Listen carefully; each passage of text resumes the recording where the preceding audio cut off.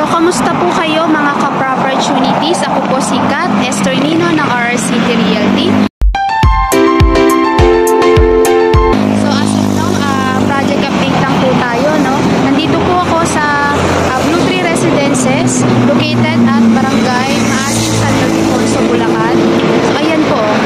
So, as of now, kung makikita nyo po ay ongoing construction na po or ongoing na yung development dito sa Blue Tree Residences. So, ayan po.